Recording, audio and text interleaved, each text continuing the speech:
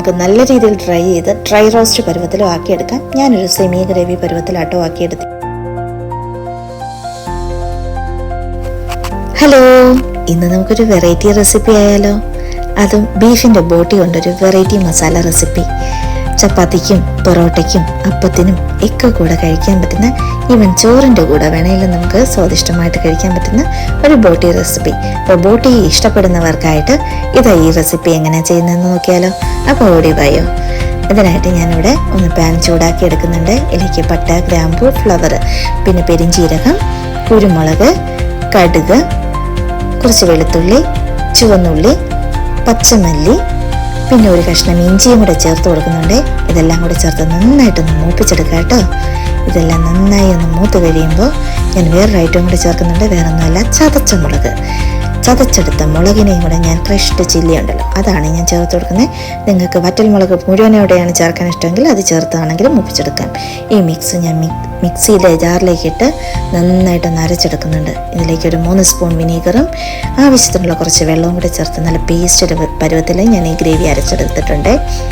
ഇനി കഴുകി വാരിയെടുത്തിരിക്കുന്ന ബോട്ടി നമ്മളൊരു കുക്കറിനകത്തേക്ക് ഇട്ട് കൊടുക്കുന്നുണ്ട്. ഇതിലേക്ക് അരച്ചെടുത്ത അരപ്പ്, ആവശ്യത്തിനുള്ള ഉപ്പും കൂടി ചേർത്ത് നന്നായി ഒന്ന് മാരിനേറ്റ് ചെയ്ത് കുറച്ച് വെള്ളവും കൂടി ആഡ് ചെയ്ത് ഞാൻ 1 മണിക്കൂർ ഒന്ന് റെസ്റ്റ് ചെയ്യാനായിട്ട് മാറ്റി വയ്ക്കുന്നുണ്ട്. 1 മണിക്കൂറിന് ശേഷം ഞാനത് വേവാനായിട്ട് സ്റ്റൗവിലേക്ക് മാറ്റുന്നുണ്ട്. ഇനി ഒരു 10 വിസിൽ കേൾക്കുന്നവരെ നമുക്ക് ബോട്ടി ഒന്ന് വേവിച്ചെടുക്കാം. ആ സമയം കൊണ്ട് ഞാനിവിടെ ഒരു 2 മീഡിയം സൈസ് സവാള, പച്ചമുളക്, കറിവേപ്പില, കുറച്ച് ഇഞ്ചി അരിഞ്ഞത്, വെളുത്തുള്ളി അരിഞ്ഞത്, ഇത്രയും കൂടെ പാനിനകത്തേക്ക് എണ്ണ ഒഴിച്ച് ഒന്ന് നന്നായി വഴറ്റിയെടുക്കുന്നുണ്ട്. കുറച്ച് ഉപ്പും കൂടെ ചേർത്ത് വഴറ്റിയാൽ പെട്ടെന്ന് വഴണ്ട് കിട്ടും കേട്ടോ. ഇതെല്ലാം നല്ലതുപോലെ ഒന്ന് വഴണ്ട് കഴിയുമ്പോൾ ഇതിൻ്റെ മുകളിലേക്ക് ഞാൻ ഒരു മീഡിയം സൈസ് തക്കാളി അരിഞ്ഞതിട്ട് കൊടുക്കുന്നുണ്ട്. തക്കാളി അരിഞ്ഞതിട്ട് ഉടനെ തന്നെ ഞാൻ ഇളക്കി യോജിപ്പിക്കുന്നില്ല. ഞാനൊന്ന് പാത്രം അടച്ച് വെക്കുന്നുണ്ട്. അപ്പോൾ ആ ആവിയിൽ തക്കാളി ഒന്ന് കുക്കായി കിട്ടും. അപ്പോൾ പെട്ടെന്നൊന്ന് വഴണ്ട് കിട്ടാൻ എളുപ്പമാട്ടോ. ഇതിലേക്ക് ഇനി അതെല്ലാം അരപ്പെല്ലാം കൂടി നമുക്കൊരു സൈഡിലേക്ക് ഒതുക്കി വെക്കാം. എന്നിട്ട് കുറച്ച് മുളക് പൊടി ഞാൻ പാൻ്റെ ഒരു സൈഡിലിട്ടൊന്ന് ചൂടാക്കുന്നുണ്ട്. മുളക് പൊടി ഒന്ന് ചൂടായി പച്ചമണം മാറിക്കഴിയുമ്പോൾ ഞാൻ അതിനകത്തേക്ക് നേരത്തെ വഴറ്റി സൈഡിലേക്ക് ഒതുക്കി വെച്ചിരിക്കുന്ന സവാള, തക്കാളി മിക്സ് എല്ലാം കൂടെ ചേർത്ത് ഇതെല്ലാം കൂടെ നന്നായി ഇളക്കി യോജിപ്പിച്ചെടുക്കാം കേട്ടോ.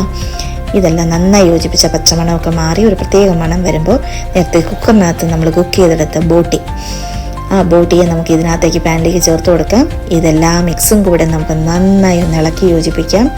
കുക്കറിനകത്ത് ബോട്ടി വേവിച്ചപ്പോൾ ഉണ്ടായിരുന്ന വെള്ളവും കൂടി ചേർത്ത് കൊടുക്കാം കേട്ടോ. ആവശ്യമെങ്കിൽ നിങ്ങൾക്ക് കുറച്ച് വെള്ളവും കൂടെ ആഡ് ചെയ്യാം. കാരണം വെള്ളം എന്തിനാണ് ആഡ് ചെയ്യുന്നതെന്ന് വെച്ചാൽ ഇതിനിയും നമുക്ക് കുക്ക് ചെയ്യാനുണ്ട്. ഒന്ന് അടച്ച് വെച്ച് നല്ല രീതിയിലൊന്ന് വേവിച്ചാൽ മാത്രമേ എല്ലാ മസാലകളും അങ്ങോട്ടും ഇങ്ങോട്ടും ഒക്കെ പിടിച്ചൊന്ന് എല്ലാ ടേസ്റ്റും ഒന്ന് ബാലൻസ്ഡ് ആയി കിട്ടത്തുള്ളൂ. ഇതിലേക്ക് ഞാൻ കുറച്ച് കുരുമുളക് പൊടിയും കൂടെ ആഡ് ചെയ്തിട്ട് നന്നായി ഇളക്കി യോജിപ്പിച്ച് അടച്ച് വെച്ച് വേവിക്കുന്നുണ്ട്. ഗ്രേവി ആവശ്യത്തിനുള്ള തിക്കായിട്ട് കുറുകി കഴിയുമ്പോൾ നിങ്ങൾക്ക് ഉപയോഗിക്കാം കേട്ടോ. ഞാനിവിടെ ഗ്രേവി ഒരു അത്യാവശ്യ രീതിയിൽ കുറുകി കഴിയുമ്പോഴാണ് ഞാൻ എടുക്കുന്നത്. അത് വേറൊന്നുമല്ല, ഞങ്ങളുടെ വീട്ടിൽ കുറച്ച് തിക്ക് ഗ്രേവി ആയിട്ട് കിട്ടുന്നതാണ് ഇഷ്ടം. ചിലർക്ക് കുറച്ച് ഗ്രേവി ഏറെ വേണമെന്നുള്ളവർ ഈ പരുവത്തിൽ ഓഫ് ചെയ്യാം. ഇല്ലാന്നുണ്ടെങ്കിൽ നമുക്ക് വീണ്ടും നന്നായി ഒന്ന് നമുക്ക് നല്ല രീതിയിൽ ഡ്രൈ റോസ്റ്റ് പരുവത്തിലും ആക്കിയെടുക്കാം. ഞാനൊരു സെമി ഗ്രേവി പരുവത്തിലാട്ടോ ആക്കിയെടുത്തേക്കുന്നത്.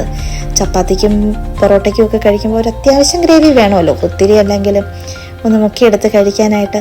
അപ്പോൾ അതിൻ്റെ പാകത്തിനുള്ള ഗ്രേവി ആകുമ്പോൾ സ്റ്റൗ ഓഫ് ചെയ്യാം.